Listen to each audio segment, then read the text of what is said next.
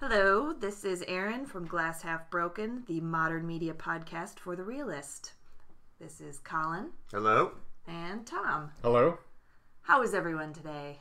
Fantastic. Right now, I'll just say, since this is episode 1, say some people have told me that myself, Colin, and Tom over here kind of sound a little similar, but I think I have a little bit more higher pitched and a little bit more of an obnoxious voice, and I think a little womany.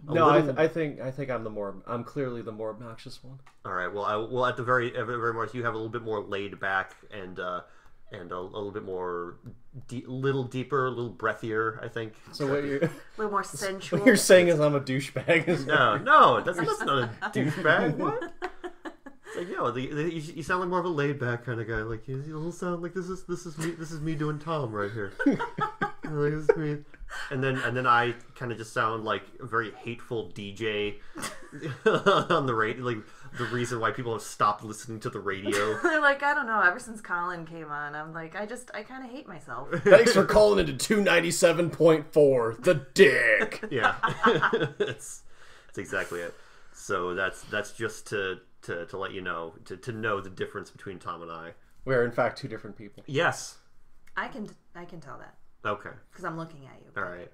Also, Erin and I are brother and sister. Yeah. So that's so of course. So she's we're gonna know. make it weird as much as possible. Start your fan fictions now. That's You're. Do not ship us. It's not going to happen. All right.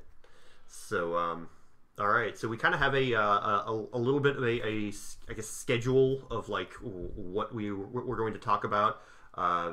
That we're mainly going to be talking about things in the media of like movies, TV shows, music, video games, books, and things like that.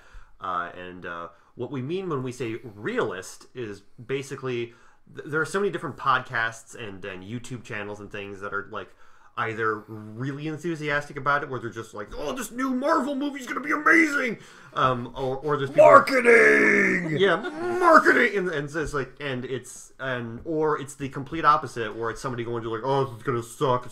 Everything sucks. I hate everything. This new Ant-Man Paul Rudd has been just It's just like things like that. So How could anyone hate Paul Rudd? I don't know how I know. I don't understand. Paul Rudd hate. and I would totally wear that guy's skin. it's Get out. right. No, get in.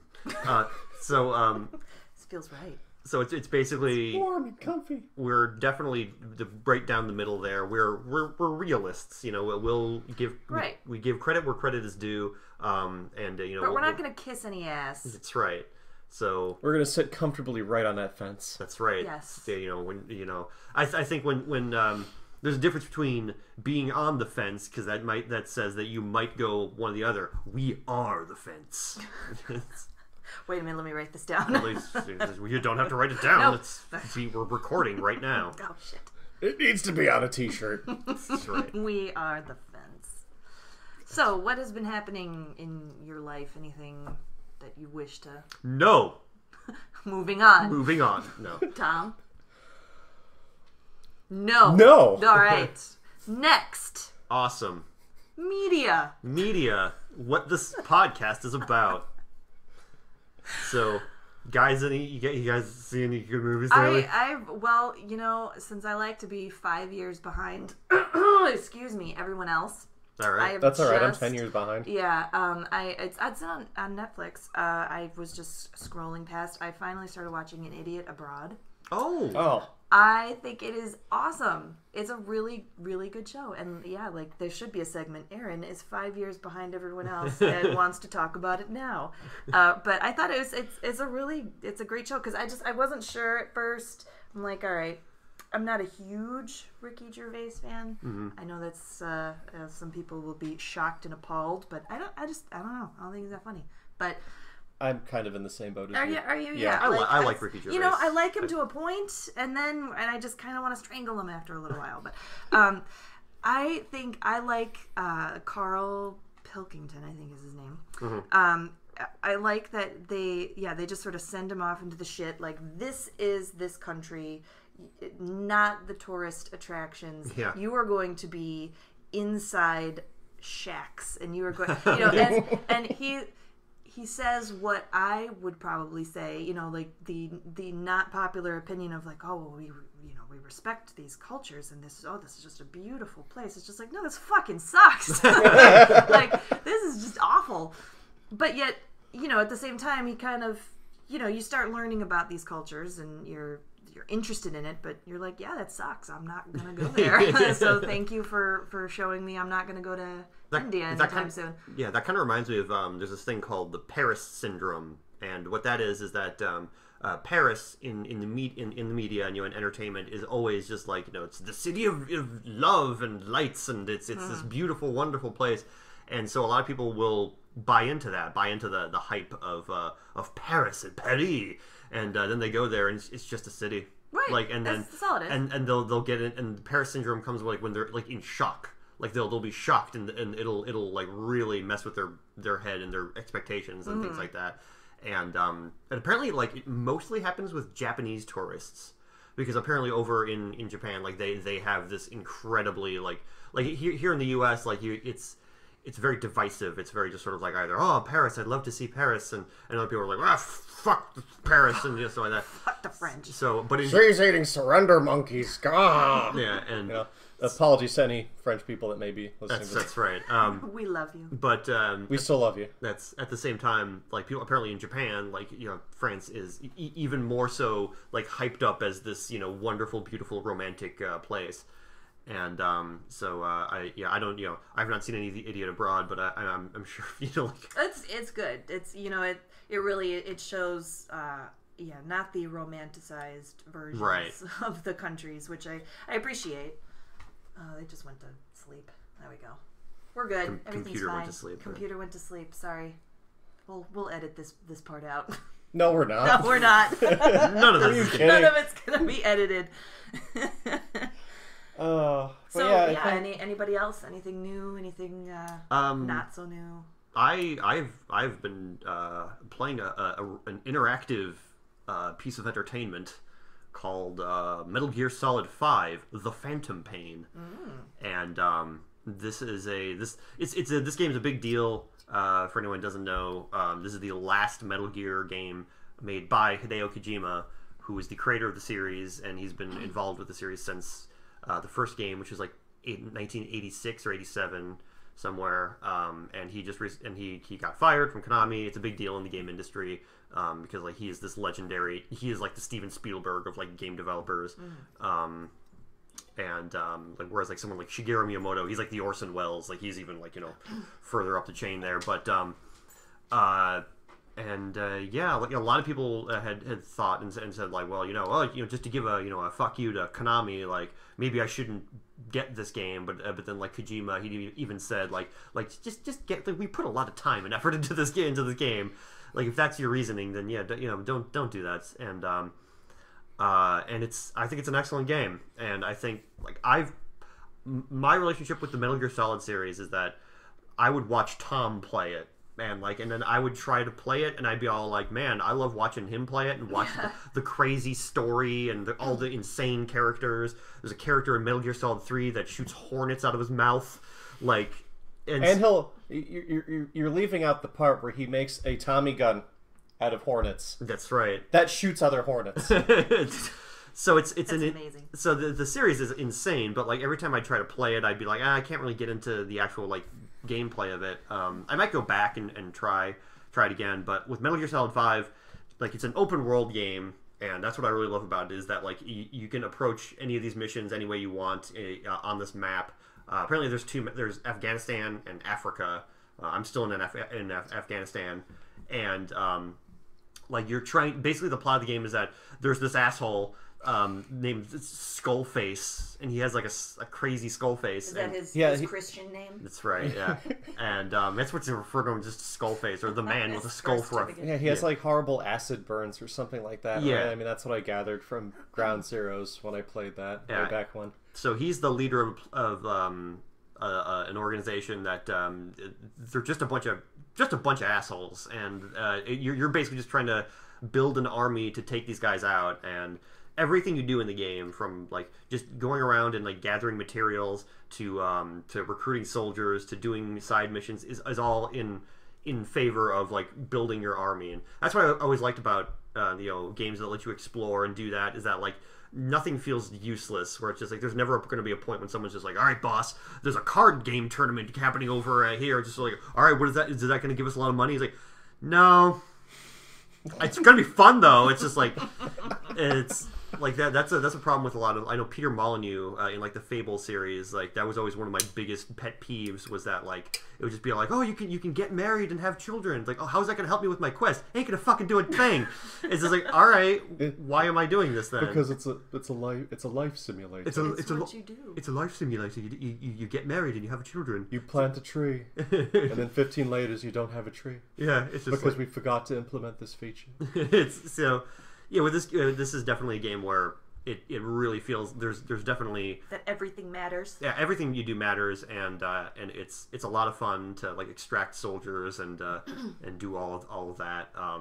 There is. Oh, come on! You can't talk about the game and not explain how Fulton Recovery works. Okay, so Fulton Recovery, the way you extract soldiers is there are volunteer soldiers that'll come to your base and they'll join, but there is a way to extract enemy soldiers by basically knocking them out, either through tranquilizers or through stunning them, and then you attach a balloon to them, and then this balloon just takes them off and rockets them into the sky, and then naturally, and then your other dudes like they go and they get them, and then they bring them to your base. They get rid of their Russian accents somehow, and then like they'll like basically brainwash them into being being on your side, and that's always a lot of fun, and it's always fun when like the other guys see that and like, what? Oh, what? Wait, the things happen, and like, and sometimes they'll try to shoot down the balloon, and they'll be like, "Oh, I'm gonna shoot down the balloon," but then it skyrockets in the sky, and they're like, "Shit! God, who does that?" And it's a lot of fun. Basically, the main thing that I think a lot of there are two major problems that people have with the game. Number one, Kiefer Sutherland, who voices the main character, and since Metal Gear Solid, which came out in '98, that character has always been voiced by David Hayter, who is he's a film writer, but he does a little bit of voice acting here and there, like David Hayter is not a very good voice actor, but he always gave Snake like a his own like kind of style to it, like he would always talk like this. All right, Metal Gear, and like he'd always have this kind of you would recognize David Hayter's voice in that style, and then Kiefer Sutherland just talks like I'm Kiefer Sutherland. Unless there's a bomb there, he's like, "Where's the bomb?"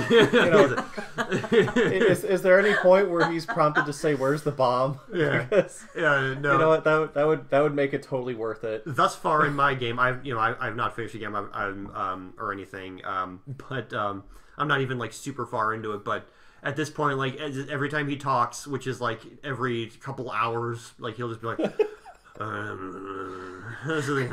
just seems like he just doesn't want to be there. Yeah, I was wondering if like when paycheck. you know what, we should get a big name for Solid Snake. Holy shit! There's gonna be like all the angry torches and pitchforks. But are gonna be out over that. The big boss is big. He's the big boss. But yeah, if there was some sort of like we need to get a big name voice actor for this series, but we don't want to pay a lot, so they just paid him like actor scale or just like Actors Guild scale. Yeah, and just they record all of his lines in like a day. And be there, and you can tell they gave him like no context for any of the lines that he's saying. Yeah, and you can really tell because of the fact there's like because when you're on your horse. And like you have it stop, and he goes, "Whoa, whoa!" It's the same exact soundbite every single time. It's "Whoa, whoa!" So you do that, wow, "Whoa, whoa!" So they didn't even like "Whoa, whoa!" Because I mean, generally when they do that, it's like they'll record multiple versions of that just so you don't hear the same thing repeatedly. Yeah. Well, I've now gotten to the point where I'm not using the horse anymore because you can only have one buddy at a time. And then the horse is considered one of your buddies. I have the dog now. So like I've recruiting a dog. I've recruited, we've trained this dog, and he's my buddy right now. So I don't have to hear whoa like over and over. Boss, and over. thank you so much for rescuing that puppy. Yeah. He's not a puppy anymore. He's got a fucking knife on his side. He dog knives people. He's a goddamn dog with a knife. His side? Well, because he has a little like outfit on, and it's like a sheath. I haven't seen him actually use it. I've told him to go take guys out. I haven't really seen what he does. But he's like a fucking wolf, right? Like you rescue like a wolf puppy or something like that. Doesn't he just like eat their face? He could can't he just do that? Like probably do that. But he also has a knife too. All right. What's your fucking problem? No, I'm just wolf knife. I can't. Wolf knife. End of discussion. There's a fucking fire whale in this game. You're talking about I am. Yes, that is the part that is that breaks stretching everything. my suspension of disbelief is putting a little suit on a dog. That's right. But have you recruited a bear yet? No. Well, I've extracted bears, but I've not recruited one to like help fight me. Okay, but yeah, you can extract the bears. Okay, so they can actually you can actually have a bear. Oh, I've just seen gifs of like the bear with the Fulton balloon. Oh, and it's just on one leg, and they're just like just, like, flailing around. What's going on? yeah, but you can do that. I don't know if you can actually have them as your buddy. Oh, okay. I assumed when I saw that you could probably recruit a bear. Why not? All right, so then the one last thing I was going to say that that people have been talking about, and then we can move on, is there's a character named Quiet. And right. Yeah, this is a can of worms right here. Well, it's like she's a sniper, and she just kind of wears a sports bra, and like she's very.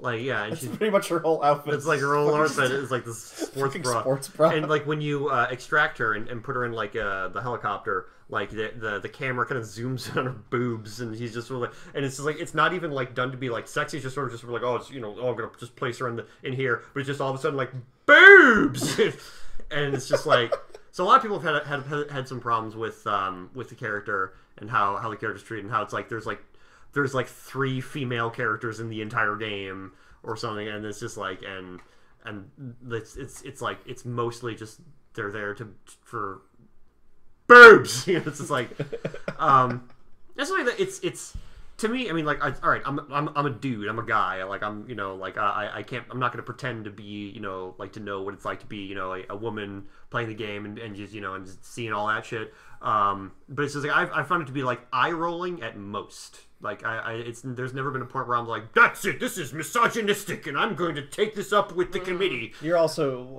not in their target demographic of 18 to 35 straight otaku. Yeah. So it's to me it's just like it's I think Patrick Klepek of he writes for Kotaku, and he used to write for GiantBomb.com, another video game site. Had said that I forget what game he was talking about, but he had said that you can enjoy a game and you can enjoy something, but still kind of point out things like that. Like you don't have you don't have to be all like, no, it's fine, it's perfect to be able to enjoy it. You can still kind of point out different tropes like that. And oh yeah, I mean he's far from the first person who has pointed that out. I mean, there's plenty of. But I feel like that he's one of the only people that actually goes with that philosophy. I feel like it's like you're either boycotting the game and not playing it at all because of this awful atrocity, or you're just like you're being like a super apologist. We're like, it's not that bad. What? It's just like the camera zooms in on her boobs after cutscene. Yeah, I think at either end you're gonna have the most vocal voices, but I mean there's not to get too sidetracked by identity politics on their very first episode, which I'm sure will win plenty of people over. Right. But you have plenty of feminist commentators that it's okay to like quote unquote problematic things. I like reading H.P. Lovecraft. He was a horrible fucking human being. Right, you don't have to like there's the artist themselves. I believe it's well. I mean, and that's the thing. Like, I don't think Hideo Kojima is a horrible. Oh no. But at the same time, he's. I mean, the thing is, I use Lovecraft as a pretty extreme example. Yeah, that's also the thing that is like the Japanese artists and stuff like that, like they have there's a big culture barrier. So when you have like, because you know, there's a lot of stuff that's like horribly sexist over here that isn't sexist at all in Japan, and like, or like certain things that are just sort of like, you know, like there'll be a lot of artists they'll have like American fans say just like, well, this is really sexist, and they're like, what? And like they're like, how? And like, because there was people were talking to these was it the creators of like The Last Guardian, and the main character was a male, and somebody said like, you ever considered doing a game with like a female protagonist? And I think their response was just sort of like, well, women, they wear skirts a lot, so I think that would be really problematic in trying to like climb up stuff and things like that. Oh God! And it was just sort of I forgot about that. And then people were just like, what?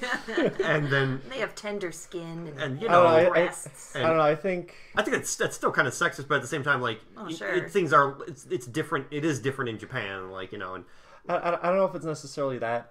I don't think we'll ever understand Japan. I think you have to. I mean, that's really kind of the gist here. Is you kind of have to be brought up in that culture to understand really anything that they do. Yeah. I mean, we can try to understand or we can appreciate. Yeah. But it's still going to be. Oh yeah, totally. Because it is. You're not going to. I was just like watching like a video of some guy talking about like things you should never do in Japan and stuff like that, and a lot of it was just all about like manners and things like that. And he's like, don't blow your nose in public. It's like you probably shouldn't do that in the U.S. Yeah, it's a little bit more accepted, I suppose. Well, like, people are gonna look at you just like, go away. But like there's like a bunch of stuff like one thing I didn't know, I forget the guy's name, so I can't give him credit because I don't remember what the user's name was, so I apologize. But because I was just clicking in random videos, and he said like apparently you're not supposed to tip anybody in Japan. Really? There's no tipping. Yeah, there are some. I didn't know it was Japan, but there are countries where tipping is not. Because I know that's a thing, and I mean, Jesus Christ, I don't want to offend anybody here, but I know in like Saudi Arabia, I forget which exact like Middle Eastern countries. I know I want to say definitely Saudi Arabia. But it's not customary to tip. Like, and you get you get tourists from those countries, over in Western countries who just like don't. They just give it back. Oh, okay. They just give it back. And I think like just politely say no. Well, I think especially in a country like Japan that has a lot of tourists, I think that they're going to realize that that's going to happen. Right. And I think there's probably a thing like, okay, there's and they'll probably have. I'd imagine if you get enough of a tourist trappy area that they'll have signage up and. Oh yeah, or something like please don't tip or something. And at that point, like you probably feel bad, like what a bunch of assholes or something. Yeah, I know. But, that's gonna be our first instinct. Yeah, exactly. It's just like, well, why not? But I think I could be wrong. But I think like waiters and like people that usually get tipped over here get paid more over there. Like the reason why we tip here is because like waiters and waitresses they get their paid. wage is lower. Yeah, their wages are lower, and the most like their money is going to be through tips. Like over there, I think it's just a normal paying job, and so that why so that in that way it's like all right, There's of course, I mean, well, with every topic, it's always hotly debated, no matter what it is. There's always debate, but there's so many angry comments. Oh, of course, can't wait. Yeah. The tipping is even here. There are people who are trying to get rid of it, as in. Like in Japan, where it's like, well, why aren't the wages just where they should be, and why do we have to tip, and why is you do have restaurants over here starting to do that of their own volition, right? And I agree with it if they can be paid correctly. Then then sure, then we won't tip. But like as long as they're getting paid, like minimum under minimum wage or something like that, right. I will tip 20%. Right, and I've never been in the food industry. I've never been a server, so I don't know. Our mom has been, and right, so it's like and so like and that's always been. Well, so as our dad with bartending, and I mean you thrive on those. You have to get tips. Totally, and so. So that's always been, I'll always tip until there's some weird thing where it's like, oh, now they're getting paid crazy money. Right, then it's like, all right, then I don't have to. I'm not an asshole if I don't leave a tip. That's right, yeah. I mean, my general rule has always been like, if I can't afford to go to a sit-down restaurant where you're expected to tip, I just won't go out. Right, then you don't go. Exactly. It's fast food. Yeah. So you know, there's a Mexican joint over by me that's really good. I think everyone just refers to it as Burrito PM, which is that sounds really weird for some Night reason. burrito. Yeah, night burrito. But no, it's I really don't want to butcher any Spanish on the podcast, So please don't. and their website is Burrito PM if you want to look them up. Okay. If you're in the Plainfield. Well, actually, / I Oak will Brook area. probably look them up. I've been looking for a new burrito place. But yeah, it's like you go up to the counter, you pay for your food, and then you go sit down, and then they bring it out to you. And Okay, that's so- always been like super confusing to me. Like, do I fucking tip? I already paid. Yeah. Like, No, am I it's- supposed to pre-tip? I don't think so. There's I don't no think tip so. jar. No, you know? there's there's And when a I lot. first started going there regularly, I was like just super confused because I didn't have any restaurants by me like that. No, Oh, they really? probably would look at you weird if you tipped them. Yeah, Because it would- There's that's like, what I there's meant. a lot of places that are like that. I mean like the patio, I believe, is like that. And there's I've never eaten yeah. there. So it's like there's a lot of places that are like you order at a counter, then they bring it out to you. Yeah. And then like Yeah, I just don't have any of those by me until I started going to this place. okay. So you could say that like Plainfield is kind of like a culinary desert. Like, oh, I have to drive all the way out to Bolingbrook for my food. You know, to have a It's surprisingly huge, semi-fine Plainfield. dining experience. Yeah. Yeah, it really is. And anyone outside of like this immediate area is going to be like, what the fuck are they talking Right, about? yeah, so- we are in the Chicagoland area. Chicago suburbs. Suburbs, definitely. We cannot say that we live by Chicago. I mean, because- close enough. I have corn in my backyard. I'm not allowed to say that. You can't say you're a Chicago. Well, I always like if I'm outside of Illinois or something like that, and somebody asks like where are you from, I'm just gonna say Chicago. Oh, of course, because really, I mean, you're gonna get specific. Yeah. And so so yeah, like, so I some, don't care. yeah, because there's some people that are just sort of like, I hate it when people say they're from Chicago, but they're from the suburbs. You just sort of like, well, if you're in like fucking like New York somewhere, Well, then and I don't want to know those people. but it's like, then, Well, there is a limit to that, though. Like, I mean, if you're in, like, fucking Springfield or Peoria, and you're saying, like, well, I'm in Chicago, like, no, that's a lie. It's a blatant lie. You just say Chicago area. But you yeah, just exactly. say If you're in New York or Chicagoland. if you're in some place where you could just don't say know you're from specific. Peoria. I mean, enough people know I know Peoria. Bob Odenkirk, who's from Naperville. Like anytime. Wait, no shit. He's from Naperville. Yeah, Bob. Yeah, Old news. yeah. Jesus. He went to Naperville North. And he would always just Oh, I say could have like, egged his house. I'm from. I was just like, I'm from. He'll always just say, I'm from Chicago. He'll just kind of. He's not Ain't gonna say. nobody- Well, I mean, the only reason people know Naperville is because it's like it's in the top 5 douchiest places to live right now. I the think. top 5 douchiest places Yeah, to or live. not. I don't think I the list like was douchey, Naperville. but I think it's the most. What's the word for it? Jesus Christ! I'm running on 5 hours of sleep, by the way. Yeah. I can't okay. remember words. but Condescending? maybe condescending, or something like that. or Maybe. stuck I up, don't know. or I've something known like that. of other city. I mean, I guess Highland Park is real stuffy. Yeah. You know, I mean, I don't know. Yeah. I'm isolating a whole bunch of people. If they're... That's right. Highland Park. God damn Why don't that. you guys? Why don't you? We're gonna alienate a whole 5 of our audience by That's right. making fun of Highland All the Park. 5 people. Alienate. That's what I meant. Isolate. Alienate. Whatever. Whatever. Yeah, whatever. So what else has? We went from, Yeah. Holy shit! That's a hell of a tangent. That was crazy. That's gonna happen a lot. By the way. Good job, everyone. Yeah. Good hustle. Good But tangent. All right, so in Idiot Abroad, Metal Gear Solid 5. What Tipping? else? Tipping. Tipping. No, I'm just saying, like in terms of media. Oh, what have gotcha. we I talked thought we about? were rehashing our tangent. No. I guess if we're gonna square the circle, so to speak, I guess I'll go next. I've been catching up on really mediocre B movies from the 80s. Are there any the good B 1980s. movies though? Yeah, Are totally. they're all. I mean, mediocre. yeah. I mean, no. I mean, it's I love a good B movie. I don't know. I wouldn't call. I rewatched Rats last night in preparation for today, just because you know what, I need to have. I should have a fresh B movie in my mind. All right, tell us all about Rats. So Rats, or The Rats. I'm gonna get the Settle mic in. closer to All right. him. Or Scooch no, that you don't in. need it closer to me Okay, because cool. I'm going to be plenty fucking loud. All right. But The Rats, also known as Deadly Eyes. I mean, this is a major. At least I think it's a major studio movie, and for whatever reason, it has an alternate title. Like I usually associate with that with like shitty Italian schlock horror movies, but And usually then they'll have like 90 different alternate there's titles. gonna be like I want to say that Troll 2 has like 5 or 80 different alternate titles. But yeah, this was from like a big director too. This is the same guy who directed Enter the Dragon and Game of Death.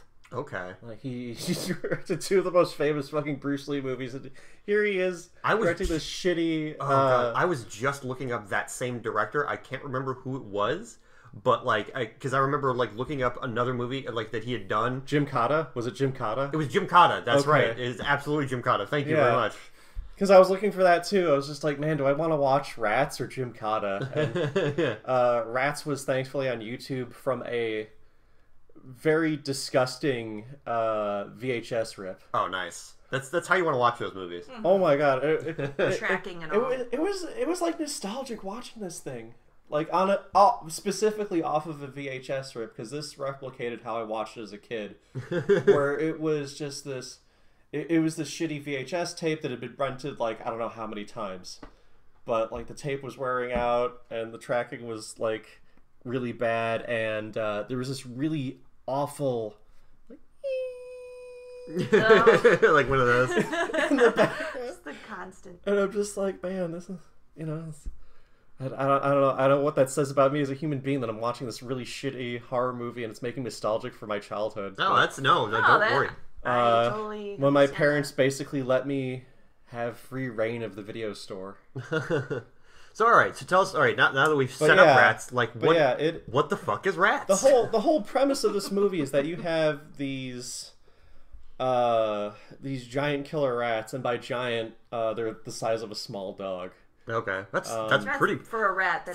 That is giant. I mean the most the notorious thing that this movie was known for was that they had little dachshunds in rat costumes. Nice. Playing the killer rats. Love it. Man. And want it.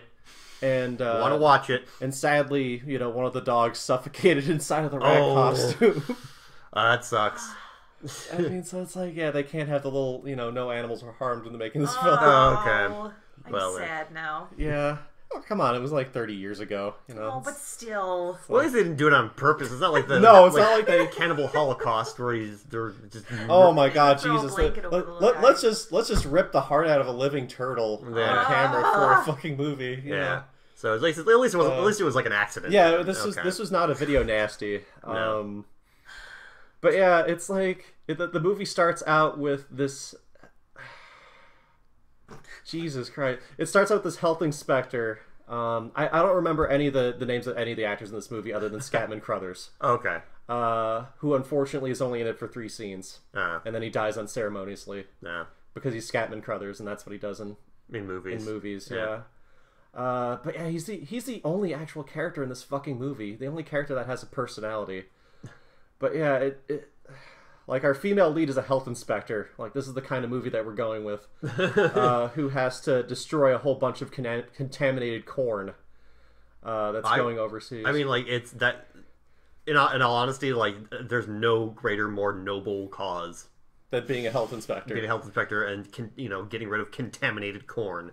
But yeah, it's we did mention that we're from the Midwest and corn is a big deal to us. Anyway. Yeah, and it's.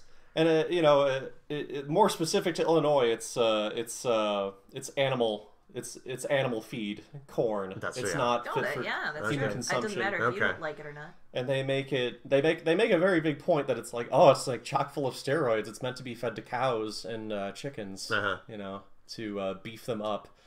So and then rats get into it. And then rats get into it, and of course they get supersized. Oh, I mean that's what steroids do. Yeah, the first victim is a house cat. They introduce the cat by having Scatman Crothers just sitting there and petting the cat, and he's like doing his face, doing his Scatman. Yes.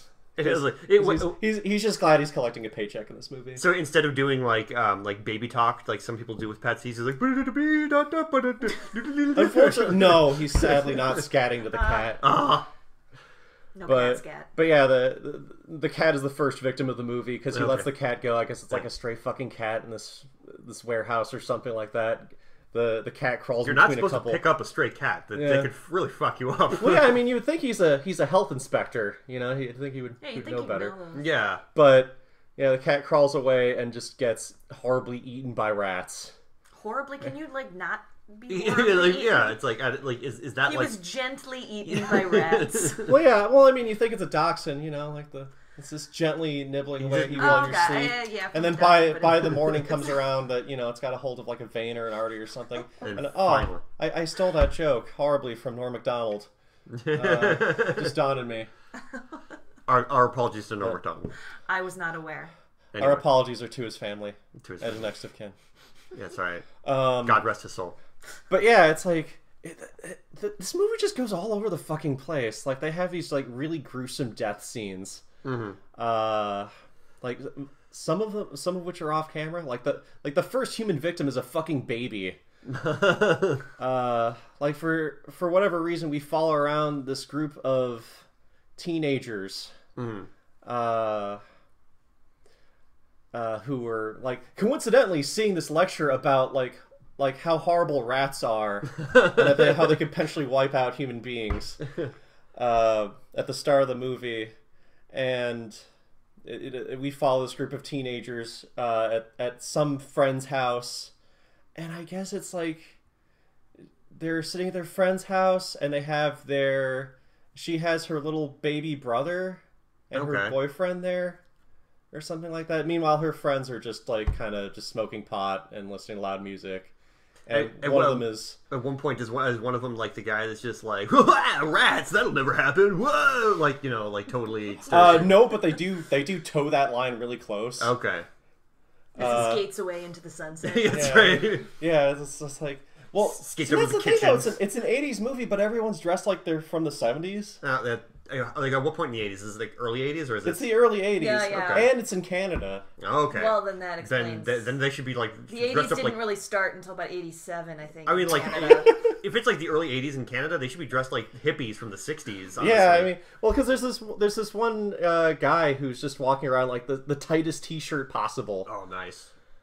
And I'm just like, did people dress like this in the fucking 80s? I'm like, no. In Canada, they did. But, yeah.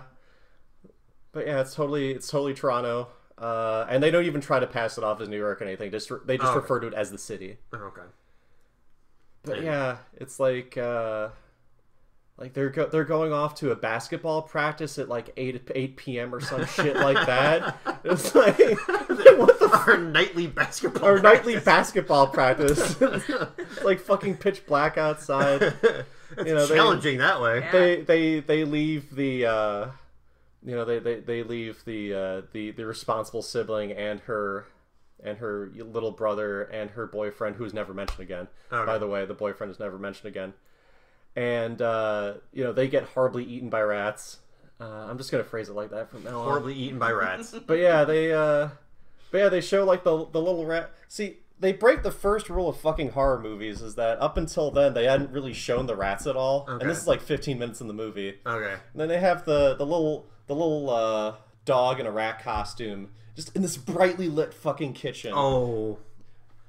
There's this they have the kid like sitting in a high chair and he's just looking down like all innocent like oh, I'm a baby, I'm eating baby food and I'm watching a doggy on the floor, like that kind of that doggy is funny. Like, yeah, I mean, okay. And then they show like the dog rat just kind of tugging on the kid's clothes to pull down the baby, the doll that passed off as a baby. No, they just cut away completely. They ate a real baby. Oh man, it's crazy. Yeah, they just cut. You thought a Serbian film was extreme. Yeah. Why have we never heard of this? Film? You gotta think in the '80s, like this was pretty towing the line. Right. But yeah, the elder sister comes back in and there's like this huge blood stain, like more blood than can ever possibly be inside of a baby, just like leading down to the cellar, and then she follows the blood down there, and there's like this like huge blood soaked, but perfectly preserved set of baby clothes, like not even torn up at all, and it's just an OCD rat to that. Yeah, it's just like only to eat the meat. Yes. not to Fold tear the the clothes clothes. And, like that would have been even better if it was just neatly folded off to the side. Just soaked in blood. But yeah, and then she like looks at the camera and screams, and it's a rat like eating her face all of a sudden. Camera rat. Yeah, they use camera rats a lot. Okay, all right. I was watching this movie. I was just thinking about how they could have shot it with GoPros back in the early 80s. Now if they decided to remake this now movie. if they were to yeah. So because I mean, like I imagine, like early 80s, like you also have to realize, The Evil Dead had come out, like probably was still like a new thing, and like that was like 78 or 79. That came out like a few years before this movie. So that definitely was like. So that probably inspired a few of the rat POV shots. Yeah, because Raimi always big on the POV shots. So anyway, but yeah, I mean, like I'm getting caught up in the minutia of this movie, and this is turning to like a fucking Doug Walker video. But yeah, it's like there's just a whole bunch of like random inane shit going on in this movie in between like the rat killings. Well, they had to pad out the runtime, dude. Yeah, I mean they padded out to a whopping like hour and 20 minutes. So how many stars would you give this? I don't know. I would. It was entertaining. Even like come I don't think stars even come into an equation with the movie like this. Is that it's this incredibly. Would you recommend for us to see? Oh, I'd recommend anybody see this. I mean, if you like bad movies, I would recommend that you see this. I mean, it's just like such an oddity. Like you have this big name director just directing this like straight to video 80s style exploitation movie. Actually, wait, I don't even think it was a straight to video. I think this actually was in theaters. So it just feels like a straight to video movie. There are plenty of like movies that especially back during that time when like horror movies and slash movies, we have like Halloween, Evil Dead, Nightmare on Elm Street and stuff like that, or like they felt like, oh, we don't have to pay that much money to make a movie like this. So then like after a while they realized that you have to have that kind of balance of like, because you want to. And you get into that now too with like a lot of found footage movies where it costs them like $5 to make, and it's just like, and you're watching it in the theater going like, man, like I can't believe this is a theatrical film. Right, like any of the fucking Paranormal Activity movies. Yeah, those don't have a weird stalker subplot. Where it's like the main character of the movie is this high school teacher who is also a basketball coach? Again with the basketball. Wait, was this Paranormal Activity? No. I'm still talking about rats. Oh. But, never mind. I thought we were going with no. Okay, there's a lot of basketball playing in here. Is it like a what's that trope where it's like you don't show the gun without without using the gun? No, they don't kill rats with basketballs. There's no Chekhov's basketball in this movie. Okay, damn it. That was Chekhov's gun. I was thinking maybe they were setting it up. Yeah. No, we're gonna play. This is how we save the earth. It's like when in Dead Alive, where like they also a killer basketball game. Yeah. No, they ultimately don't save the. Well, no, I mean he's a science teacher, and they do kind of half save everybody with science by using gasoline and fire to blow up a bunch of rats. Well, that's sciencey. You don't need science for that. People just do that. I'm trying to cram that in there just to make cocktail. that fit somehow. But, yeah. But yeah, like there's it's. Yeah. I really could talk about this movie all day. Yeah, we won't, but let's move on. Maybe next time. Yeah, we'll save that for the time. Yeah.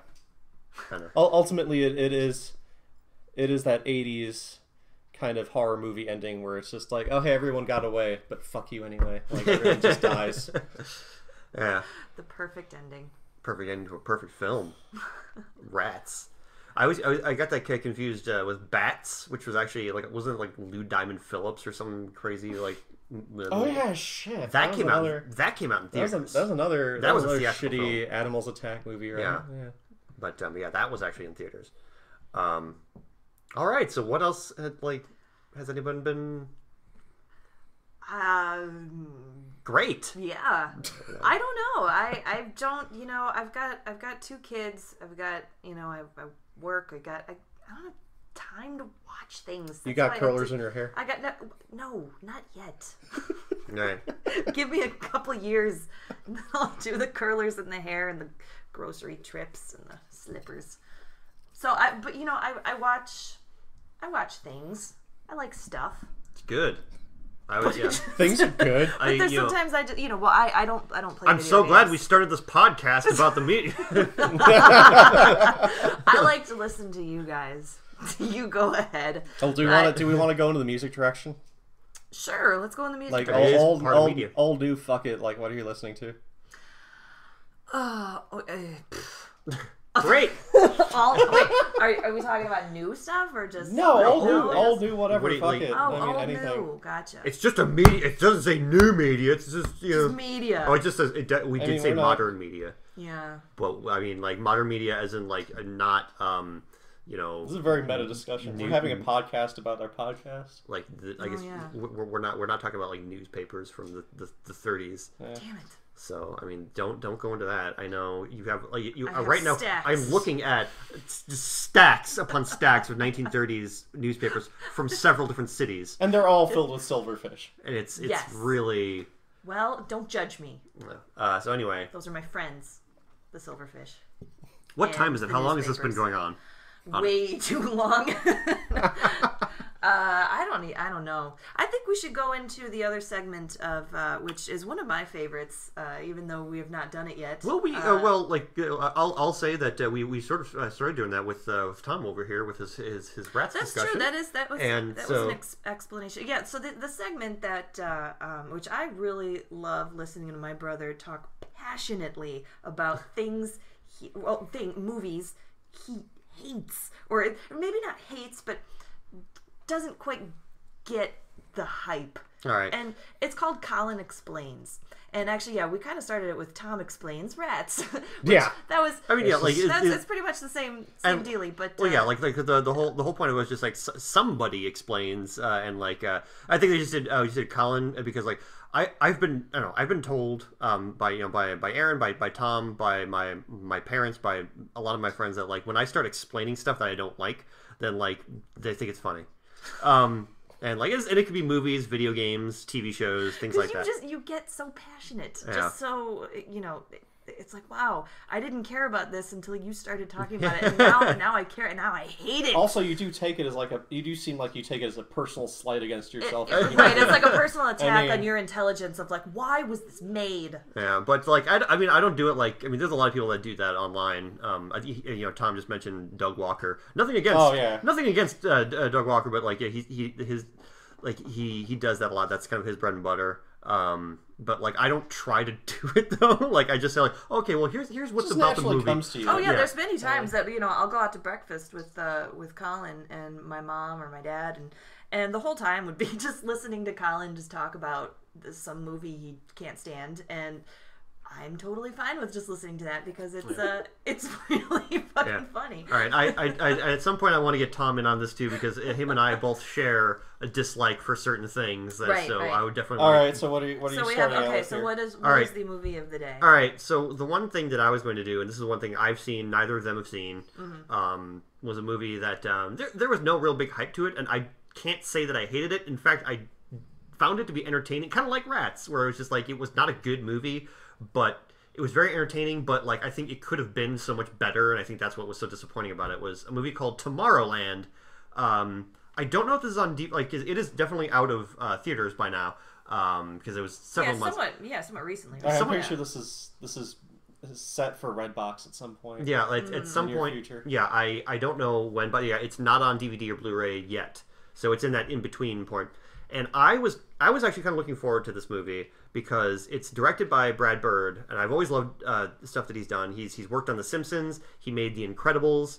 He did Mission Impossible: Ghost Protocol, and so he's a really great director, and he's worked in both animation and live action, and is is co-written by him as well, and it stars George Clooney, some girl that I don't remember her name. I don't remember the actress's name. I don't remember the character's name, and this.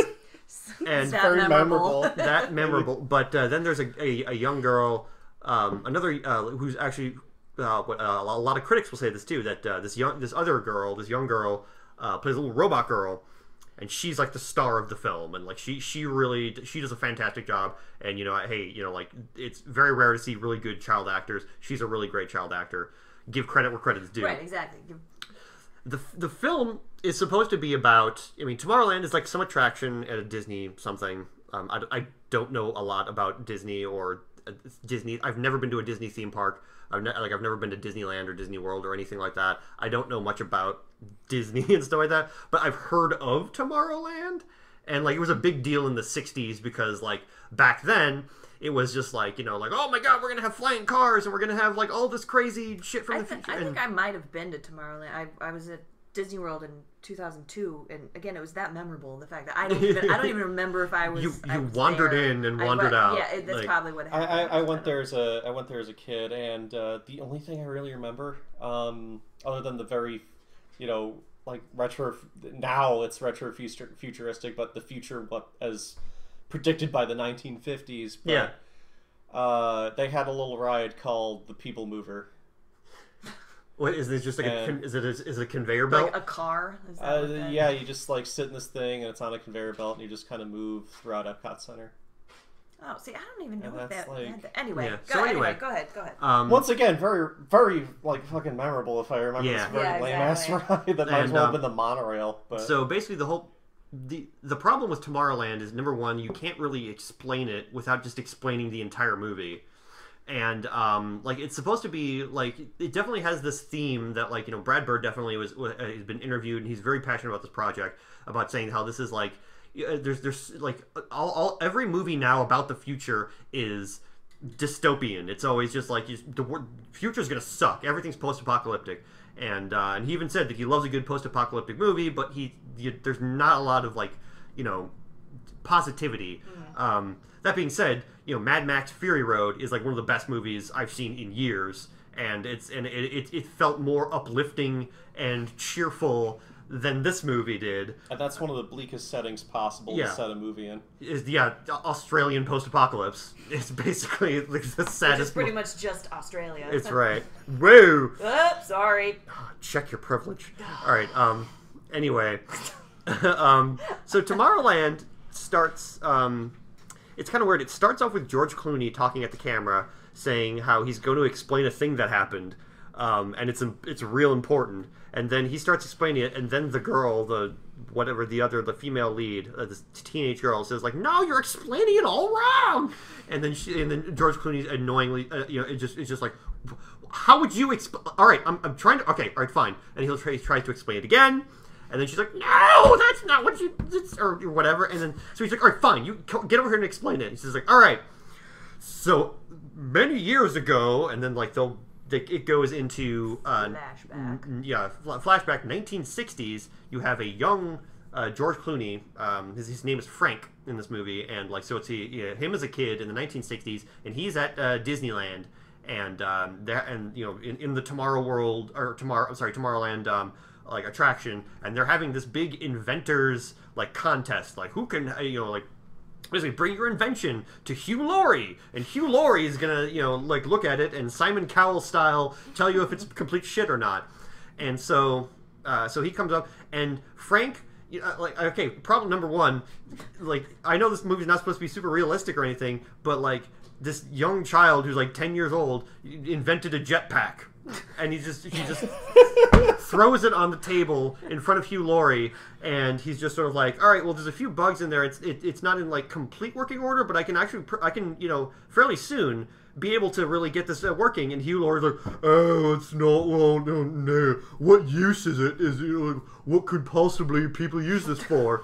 And I was thinking to myself, like, good accent. I mean, like, and basically what I was thinking in the theater was, it's a fucking jetpack. Why isn't he amazed at this?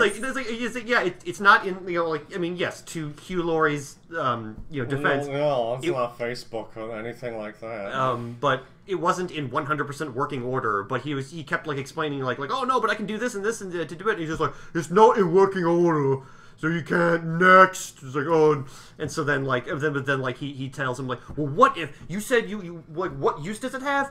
What if someone was using this and just flying over and someone was inspired by it? what if someone saw that and said, oh, that's awesome, I gotta do shit with my life now. And then, like, Hugh Laurie's just like, that's stupid, get out of my face. So, it's just the best Hugh Laurie I have ever heard. I know, it's pretty much, you're just like, is that Spot house? on. Is wow. that? God, what am I listening to? But, so anyway, after that, Hugh Laurie's character's daughter comes up to him and says, like, I like what you did. Here, have this. Here, take this little pin. And so she gives him this little pin, and so he's like, all right. He hangs on. He pins it to his jacket or whatever. Then he decides to follow her and Hugh Laurie into the It's a Small World ride, and because that's what you do. Yeah. So then he goes in there, and then at one point, their car like goes off somewhere, and then this laser comes out and scans the pin. And then from there, it's just like, okay, yeah, put him down into this other path. And so he goes into this path, and then, like, he gets warped into Tomorrowland, which is basically this just insane, like, people are just flying around, and, like, all this amazing shit's happening to the point where you're thinking to yourself, like, why are they having this inventors contest with, like, all just go here and then, like, pick something. And then, so, like, Hugh Laurie is just, walking through, and, it's obvious that Hugh Laurie, he knows of this place, and he's, because he just kind of walks in casually, like, all right, back here. And off to work. And but then, like, later on they do explain that he's like they're looking for more creative people. They're looking for people. So they had this inventors contest to find more people to recruit in this what is that Ayn Rand place? Yeah, called where like people will go. Galt's Gulch. Galt's Gulch. It's like it's basically like Tomorrowland is this other dimension where people can go and they don't have to worry about laws or morality or anything. They can just invent whatever and do whatever.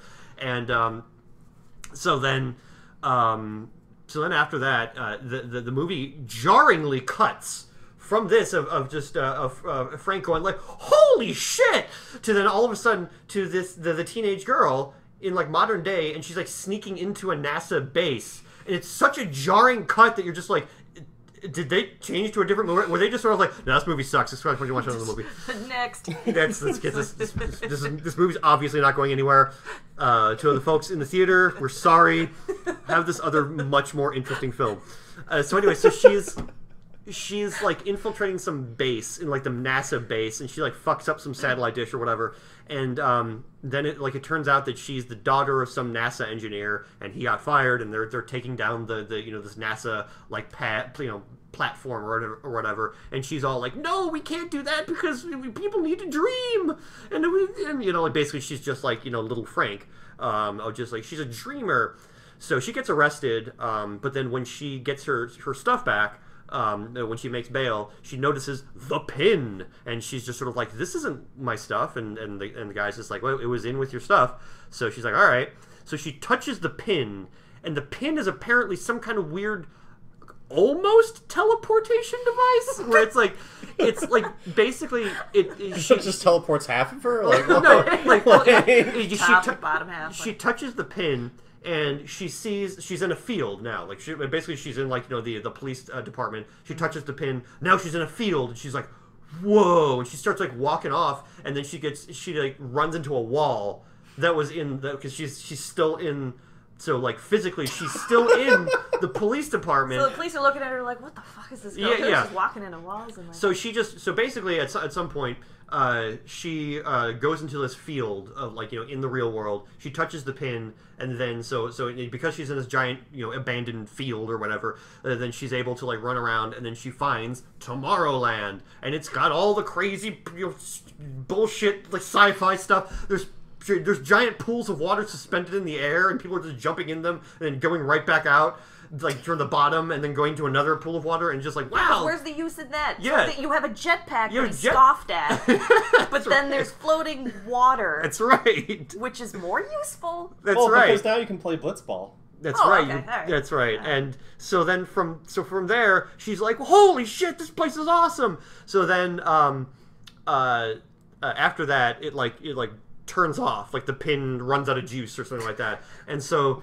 she then after that she needs to get a new watch battery for it. So then she looks up online different places that like sell like pins and things like that, and she actually finds the pin from some like curiosity shop, but it's like off somewhere else, so she has to take a little road trip, and so basically at some point she meets the little girl, like Hugh Laurie's, who you think is Hugh Laurie's character's daughter, but she was a little kid in the 60s, and she's still a little kid. Turns out she's a robot, and so she's this little British robot, and basically she's just like, all right, you need to go find Frank, and then this girl's like, no, and so she just walks off, and okay, and so she finds the cure out this like, it's like a toy shop, but for like classic like sci-fi stuff. It looks like a really cool looking shop, and the proprietor is this couple. The guy is played by Peele from Key and Peele, and who is a fantastic comedic actor, and he's absolutely, I love Key and Peele like to death, but like Peele is completely wasted. His talent is completely wasted in this film. He just basically, like, he has funny hair.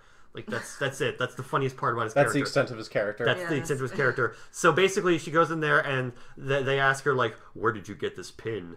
And then she's just like, well, it was just in my stuff. I just found it randomly. It's like, who gave you this pin? And so then they start doing, like, they start shooting at her with, like, crazy laser guns.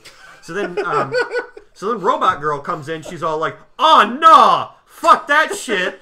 And then so she starts doing crazy, like, Matrix kung fu on this couple who both of them turn out to be robots as well. So she's, like, a whole crazy fight scene goes on. And so then after that, the little robot girl is just sort of like, all right, you, me, right now, we're going to Frank's. We're gonna, you need to go back to Tomorrowland. You need to do this thing. And so then, at that point, they escape, and then the police come in to, because the place is now completely fucked up. So they come in there, and then somebody finds like basically Peele's skull, his Jesus Christ, his robot skull, and it's like starts talking. It's just sort of like and then they're looking at it shocked, and I'm just thinking to myself, like, it's like a sci-fi toy shop. It could have been a toy. It could have just been a toy, but they're looking, going like, holy shit, that's real! And like, and so then like, like no coherent words are actually coming out. Well, I forget exactly what happened, but it was just basically like it was just like kind of started talking a little bit, and they're like, oh my god! So then these like Men in Black come in, and then they're just sort of like, like from some government agency, or they're just sort of like, hey, how's it going? Like, we're gonna take that, and they're like, who are you guys? We are, and then they just pulls out a laser gun and just vaporizes all the cops, and then they're just like, we could have just said, hey, that's a toy from the toy shop. Like, nope, I have a vaporizer. I'm going to fucking use the vaporizer gun. Fuck you. So anyway, so they finally get to Frank's house, and the robot girl just drops her off, and she leaves. The robot girl, by the way, she drives most of the way. The little robot girl who's supposed to be like, who is made to look like a 10-year-old girl. She's just driving everywhere. She's just driving everywhere. Can she see over the steering wheel? She can see over the steering wheel just fine. Does she need a little booster seat, or maybe no? if the camera panned down, they would. They didn't really get into that, I'm sure. So other important things. So we get to Frank's house. By the way, this is like halfway through the fucking movie. Like, this is like, I remember this. I saw this with my mom, and we're both just going like, when's the movie gonna start? Like, yeah, but this is because George Clooney isn't even in it yet, right? Or just at the very beginning. Just the very beginning. Yeah. So at this point, like, all we've seen is him at the very, very beginning when they're explaining, like, we need to explain this thing that happened, and then like from there it's young Frank, and then like it's the girl. Yeah. So finally we get to George Clooney, who is top billed, by the way, and goes to his house, and then she's just like, we need to go to Tomorrowland, and he's like, nope. And so she's like, slam. Yeah, basically, and she's like, shit. So basically, what she does is, he's like locked in his house, and so she's just like, So what she does is she sets his lawnmower on fire and hides. That'll get his attention. And then so he runs out of the house going like, God damn it! Oh fuck! And so she runs into the house when he's like out there. And so then at that point they start to explain like we need to go to Tomorrowland. And then George Clooney explains that he was banned from Tomorrowland. He was exiled from Tomorrowland for that shitty ass jetpack. For that. But, like, they never explain really why he's exiled. Like, basically, okay, so he starts explaining that he has this machine that can predict the future. And, so he says, I invented this machine. And he's just sort of like, so here, let me show you something. And, like, this is, like... like this is going to happen very soon, and he just shows like, you know, explosions and fire and the world is in flames and everything's awful, it's the apocalypse. And then he says like, and look at the probability, look at that, it says like 100% chance of this happening on his machine. And she's all like, but that's just, you know, we can stop that, it's that's the just future. like your opinion, man. It's like you can't just, you know, like then we have to like stop that from happening. If we know the future, we can change the future. And when she says this, or she says some other like, you know, inspiring speech, the probability machine dips a little bit, and it goes from 100% to like 99%. And then George Clooney's like, fuck, and like he just looks, and so he looks over at her, and he's just like, Jesus Christ, maybe you're the chosen one, or something like that. And so then the Men in Black basically come in and they fuck shit up, and they basically just completely fuck his house up. So then now he's completely homeless, and now these Men in Black are trying to kill them. And so then he's just like, all right, let's go to Tomorrowland. So they meet back up with Robot Girl. I don't know why she dropped her off, and then just, I don't know where she went. She had errands to run. She had things. She was just like, shit to do. Yeah. So she had to go buy Jiffy Lube. That's right. She's all like, this car we stole has low oil. No, she's the one with low oil. Oh, she's the one with low. There you go. You're right. Yes. So BRB. So basically, what they do is they go to France, and as you would. Logically. And in the Eiffel Tower can actually open up, and there's a crazy rocket that comes out, and it shoots. I knew that. It shoots up into the air into space. But they're not going into space. They're going to Tomorrowland. So what happens is it turns around and heads directly back into Earth. But this is a special rocket that, if it goes fast enough, can go into the portal that will take them into Tomorrowland. Because Tomorrowland is a completely different like dimension. So they do this, and they do that. They get to Tomorrowland, and Tomorrowland sucks. It's like completely dilapidated. It's like. It's completely in shambles. And so Hugh Laurie comes out and he's like, "What are you doing here? Like, Frank, we exiled you. Get out! Like, you can't be here." He's not even angry. He's just mildly annoyed. Basically, get out. And so like George Clooney was just sort of like, no, we can change the future, man. We can change the future. And so he's just like, no, when this girl started running her mouth and started talking inspirational shit, like the probability machine dipped slightly. We can change the fucking future. So then Hugh Laurie's just like, no, you can't. Here, let me show you. So what happens is basically the probability machine that George Clooney created, he used a satellite to like directly like show people in their minds, like subconsciously, what's going to happen in the future, like that. And he says like, and he basically said like, all right, I did this so then people would know future's going to get fucked up, and no one did anything about it. And he's just like no one cared. And even though it wasn't a direct link, it was basically in their subconscious that everyone knew, like in the back of their heads, if we continue on the way we are, the world is going to end. And he's just like, and nobody gave a fucking shit. It's a Disney movie, by the way. I don't know.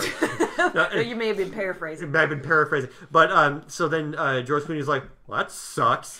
And so then they're just kind of moping around Tomorrowland for a bit, going like, well, do you want to just go back? Like you want to ride the teacups or something? Yeah, it's like, I don't know. And so then the girl was just sort of like, maybe it wasn't a message. Maybe it was a demand. And then George Clooney's like, oh shit, son! Like maybe you're right. And so they go back to Hugh Laurie, and they're just like, no, it wasn't. You weren't telling them what's going to happen in the future. You were telling them to do this. You were telling them to fuck up the future, man. And so Hugh Laurie's just like, get out! I told you like 20 minutes ago to get the fuck out. So they end up just straight up murdering Hugh Laurie. They fucking kill his character when he won't listen.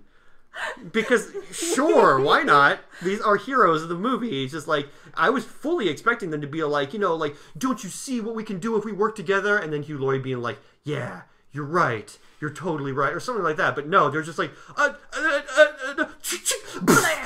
yeah.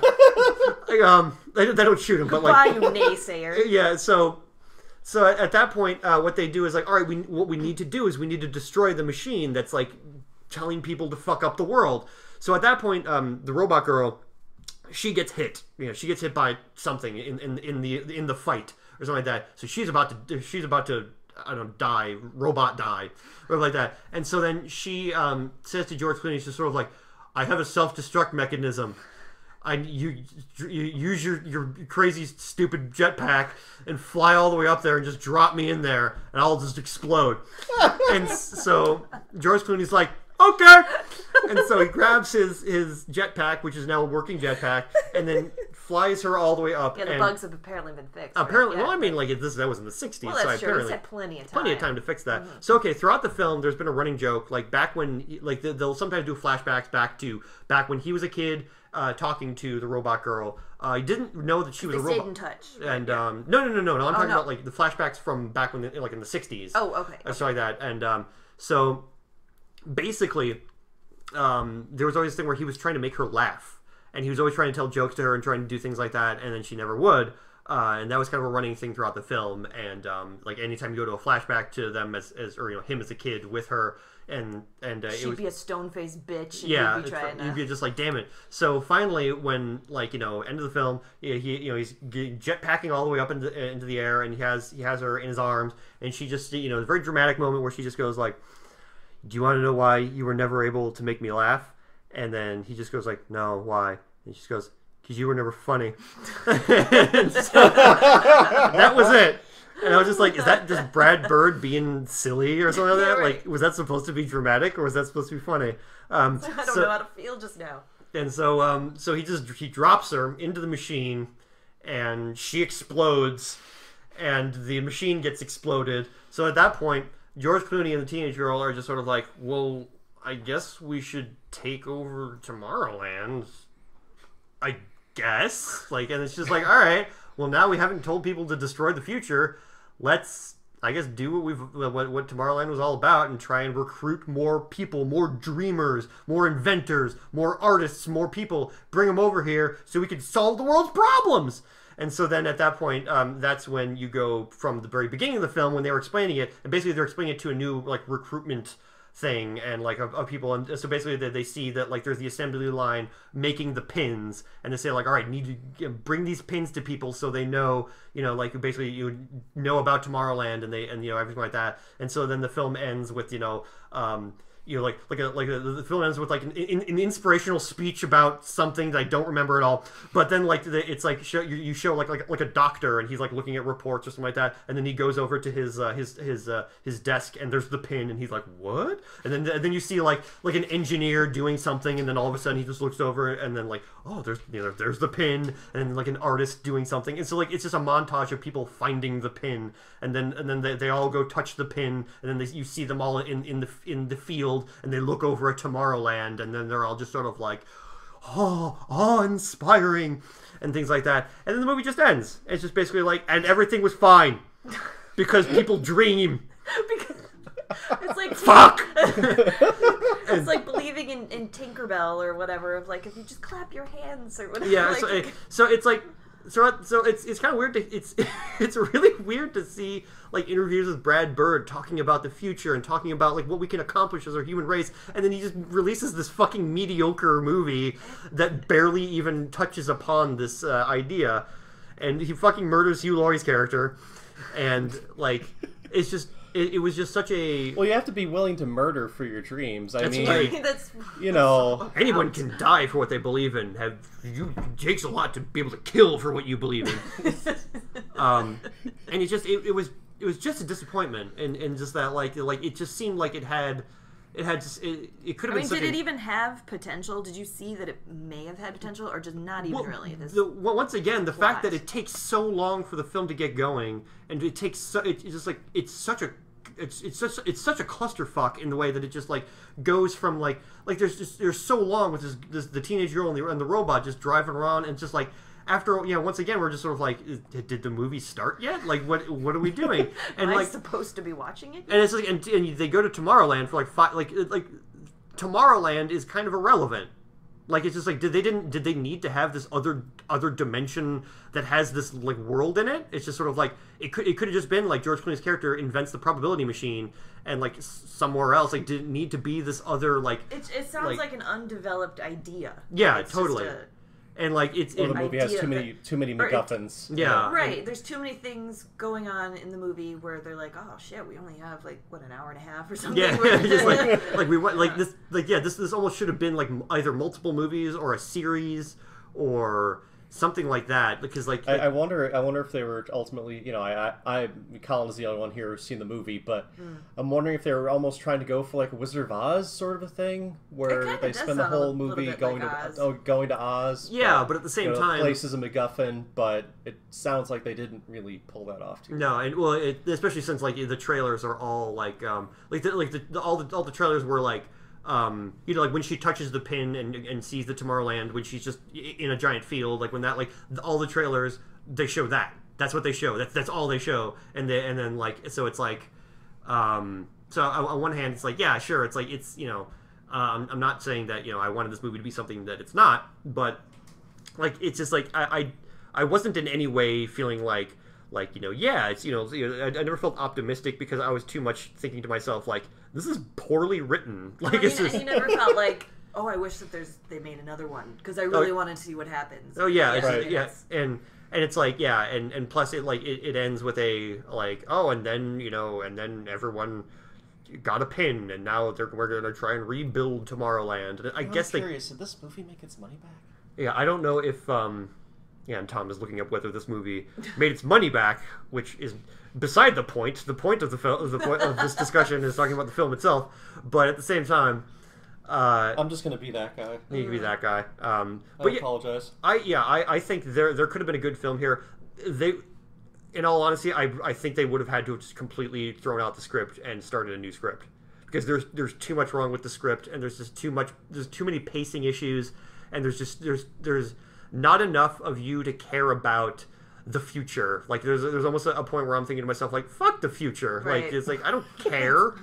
Like, I'm not gonna even be there, so what does it matter? And so like, and it was just a weird thought, because I saw this after I saw Mad Max, and like, I thought to myself, like, man, like Mad Max Fury Road was a more uplifting and more like feel good movie, and it was a post-apocalyptic wasteland, and like like I cared more about these characters, and I cared more about their goal and their objectives, and like I cared more about like the overall like feel of the film, and it was just a bleak, murderous movie. Right. And then like, if the writing is good, then it's I think that's also you can also credit that to kind of the setting of that movie. I mean, I'm talking about Mad Max here. Yeah.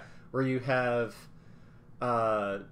it's easy to be a murderous asshole in a setting like that, but it's really difficult to actually be a decent human being. Yeah. Yeah, I mean, yeah, very true. All right. Well, all right, real quick, did it make its money back? Barely. I mean, it budget $190 million, box office $208 million. All right. Wow. So it broke even pretty much. Like, it made a little bit of a profit, but yeah, I don't think they're gonna make it to Tomorrowland too. Yeah. But it was a disappointment, because I was kind of looking into it and going, like, this might be a cool movie, and this might be able to do something, and then it was just a mishmash. I mean, it felt like it was written by a college student. And like it just didn't like know my first student film. Yeah, it's like something like that. All right. Well, so what's up next for next episode? What film will you be explaining? I don't know. Like, if I do, like, once again, this isn't gonna be every single time, but I've got I won't say just now, but okay. I've got a couple things, because up your sleeve. I have a list right here that the people at home cannot see, but some of these movies, like a lot of these movies, I have to rewatch. So like, if I'm not able to rewatch it by then, I'm not gonna do it. So I don't want to give up any hopes to the 3 people that are listening to this. And 2 of the movies on this list, Colin and I have both seen. Yeah, so basically, and I haven't seen any of them. So right. I will watch some more movies to actually know what the hell you're talking about. But although I don't feel like I need to see Tomorrowland now, Yeah. I feel like you have explained it quite well. Here's the thing. From what I can tell. Like, once again, as I said at the beginning of that, is like I would recommend it because it is an entertaining film. Like, if you know for a fact that like Tomorrowland happens, like they get to Tomorrowland at the very end of the movie. Like, I think I was a little like looking at my watch because I'm just like, are they gonna get to Tomorrowland? Like, yeah, right. Like, cause like I thought that was gonna be the point of the movie, was that like they're gonna go back and forth between. If you don't have high expectations, yeah, it's not a good movie, but it is entertaining, and there are a lot of like kind of dumb parts that are funny, but I don't know if they're supposed to be funny. Because once again, Brad Bird makes comedic movies, and he knows like, and because the thing about Mission Impossible Ghost Protocol is that like it's a good tongue-in-cheek, Mission Impossible movie, but it's not a comedy or anything. So it was just a weird, all over the place movie that you'll be entertained by at the very least, as long as you know you're not going to see that much of Tomorrowland. So you would call it a decent waste of time. A decent waste of time. There sure. you go. Time killer. Time killers. That was a bad game. Anyway. On that note, I think we're just about done. Yeah. So thank you for joining us. Thank you for listening, and we will return with another episode. If we don't die. Wow. Wow. Thanks. Yikes. You gotta create some drama between. One of us might episodes. be hit by a bus. Who's it gonna Find be? out Who's it gonna be? the next episode. Bye. Bye-bye.